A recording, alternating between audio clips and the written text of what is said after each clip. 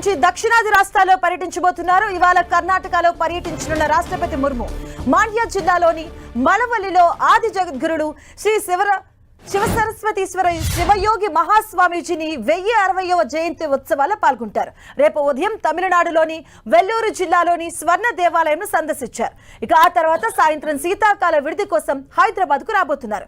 శీతాకాల విడిది కోసం రాష్ట్రపతి ద్రౌపది ముర్ము డిసెంబర్ 17 నుంచి 22 వరకు 5 రోజుల పాటు హైదరాబాద్ లో ఉండబోతున్నారు. దీంతో నగరంలో భద్రతా ఏర్పాట్లను పోలీసులు మరింత కట్టుదిట్టం చేశారు. రాష్ట్రపతి పర్యటన సందర్భంగా ప్రజల భద్రత, శాంతి భద్రతల పరిరక్షణ దృష్ట్యా సైబరాబాద్ పోలీసులు కమిషనరేట్ పరిధిలోని పలు ప్రాంతాల్లో డ్రోన్లు, పారాగ్లైడర్స్, రిమోట్ కంట్రోల్స్, మైక్రోలైట్ విమానాల ఎగరవేతపై నిషేధం విధిస్తూ పోలీసులు ఉత్తర్వులు జారీ చేశారు. అల్వాల్ పోలీస్ స్టేషన్ పరిధిలో డిసెంబర్ 17, 22వ తేదీల్లో, గచ్చిబౌలి పోలీస్ స్టేషన్ పరిధిలో డిసెంబర్ 20న ఎలాంటి రిమోట్ కంట్రోల్ విమానాలు, డ్రోన్లు ఎగరవేయరాదంటూ స్పష్టం చేశారు.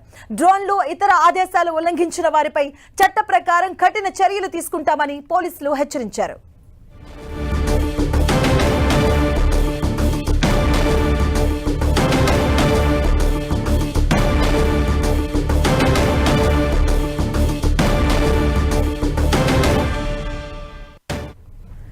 ముర్ము తన పర్యటనలో భాగంగా డిసెంబర్ 19న హైదరాబాద్ లో తెలంగాణ పబ్లిక్ సర్వీసెస్ కమిషన్ నిర్వహించే జాతీయ సదస్సులో పాల్గొంటారు.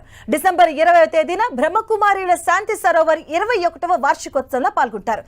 కాలాతీత భారత జ్ఞానం, శాంతి పురోగతి మార్గాలు అనే అంశంపై ప్రసంగిస్తారు. డిసెంబర్ 21న రాష్ట్రపతి వివిధ వర్గాల ప్రతినిధులతో సమావేశం కానున్నారు. ఆ తర్వాత తేనేటి విందులో పాల్గొంటారు. డిసెంబర్ 22వ తేదీన హైదరాబాద్ నుంచి తిరిగి ఢిల్లీకి వెళ్లబోతున్నారు.